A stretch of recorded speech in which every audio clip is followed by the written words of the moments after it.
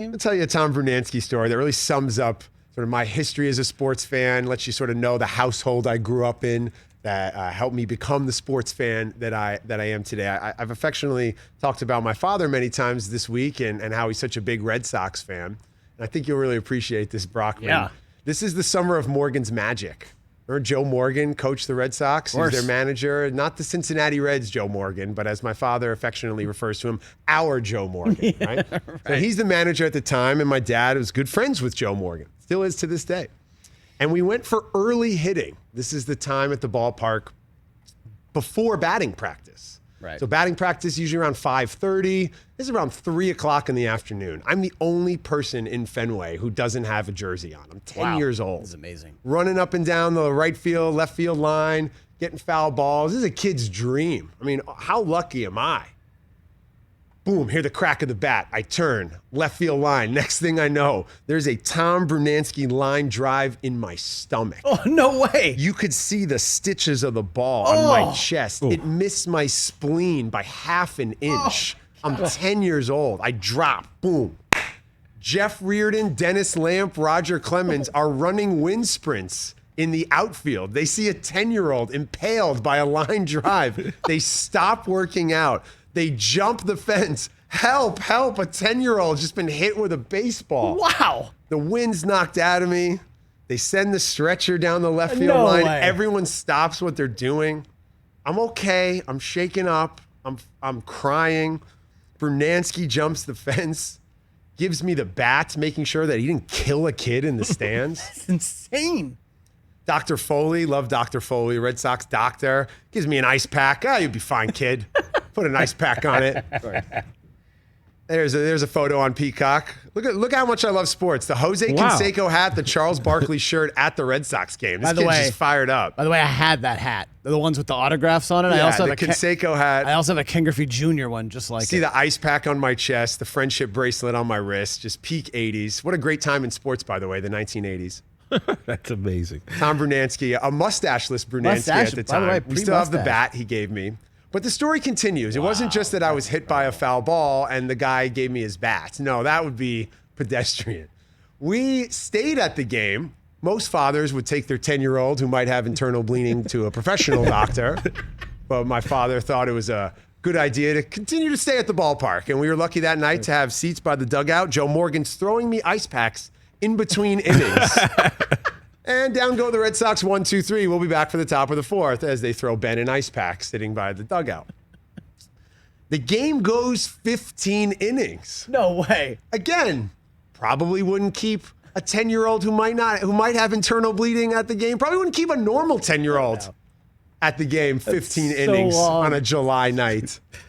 Jack Clark hits his third home run of the evening at around 1:17 in the morning. Yeah, he does. A walk-off from Jack Clark, home run number 3.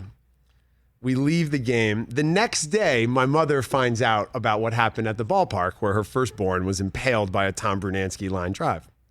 It's the only time from my parents' 48-year marriage that I remember them fighting. It's the only time that I thought, oh, something's going on with mom and dad. The most loving couple, supportive. But my mom gave my father, and rightfully so, the business that day. And then about 10 years later, I'm at Mustang's on 2nd Avenue on the Upper East Side. I see Roger Clemens. I go up, introduce myself. Hey, how are you, Roger? He goes, let me see your stomach. Do you still have the bruise from the ball on your chest? He said that to you? He rememmed, because when else does a 10-year-old almost die during early hitting at the game? Of course he remembered. So I showed him my stomach, which did not have the stitches of a Rawlings baseball on it like it did 10 years earlier. And that's my Tom Brunansky story. I live to tell the tale, and it kind of sums up my father's relationship with the Red Sox and compared to the health of his only son. I found the article, Ben. That was August 1st, 1991.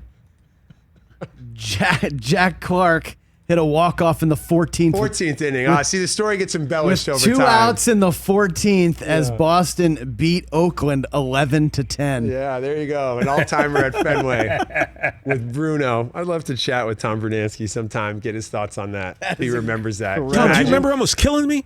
My dad said, he came up to me, he said, Ben, you had a glove, you were getting autographs on your glove, you heard the crack of the bat. Why didn't you do anything? Why didn't you react? Well, Dad, he's hitting 220. I didn't know he could reach me. That's what I said at the time. Man, I got a lot of great stories from pounding around with my dad at Fenway over the years. I remember being at the urinal in the press booth as, I think, like a 10 or 11-year-old. And in walked Mr. October. Wow. Reggie Jackson.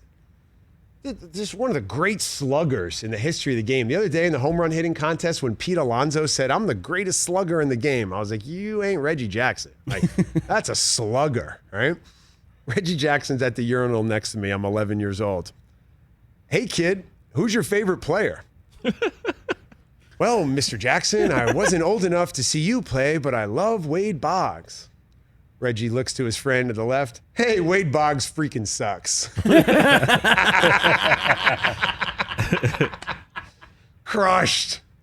By the way, Wade Boggs probably hit 370 that year. Yeah, Wade Boggs had 200 hits, 30 doubles, 56 beers on the flight, ate nothing but chicken, went for wind sprints every game at 717.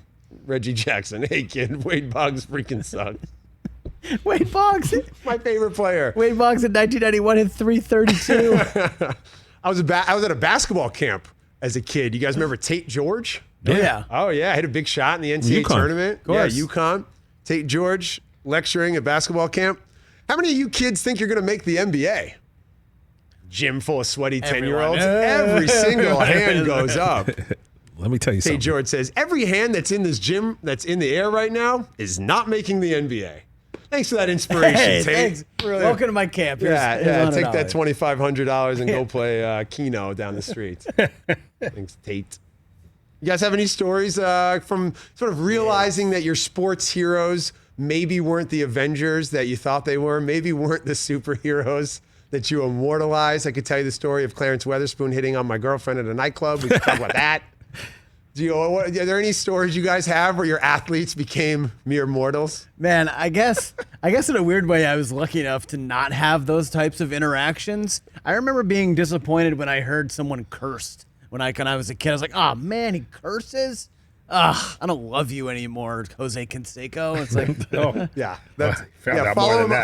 Follow him on Twitter. He says a lot more than bad words. I know. And I mean, illusions of grandeur when you're 8. You know what I mean? Like Canseco getting another shout out on the show. We talked about him in the production meeting today. Some say Gilbert Arenas, the NBA's version of Jose Canseco. You guys aren't going to let me play? Well, then none of you guys are going to play. I'm just taking my ball and burning this thing down. Yeah. I remember a funny Bill Buckner story that I had it was, I don't know, it could have been anywhere from 2nd to 6th grade. Can't really remember, but we took a field trip to Pittsburgh, and we're at Three River Stadium, and they take us to the dugout, and we're standing there, and we're allowed to kind of, mill around, and the Pirates are playing the Cubs. And I've got this yellow Pirates batting glove. And me being me, because I've always been like this, you put me on the field, I see Bill Buckner and Larry Boa having a catch. I stroll right up to the two of them and ask them, hey, could you sign my glove? And Larry Boa signs it, and I go up to Bill Buckner, and he looks at me, and he looks at the dugout, and he sees my entire class of like 30 kids. He goes, I'm not signing for all these kids. And I turned around and said, I think I'm the only one who's not afraid to come up here. And he was like, all right. So he signed the glove and gave it to me, and him and Boa went back to having a catch. And then that's a few years later, he gave me one of my greatest sports memories of all time as an 86 Mets fan. So thank you. Oh, man. I told you my memory of that event the other day was my dad passed out in the shower. Mom, Dad's asleep in the shower. He set up 27 muscle men, and he was knocking them down one by one. All my muscle men action figures. My father had a whole table, and he swears to this day in Frontierland in Orlando, there is one muscle man that is still standing on that desk, on that table. Passed out in the shower. Hey, you watched all the way to the end. Thanks for that. Watch more right here.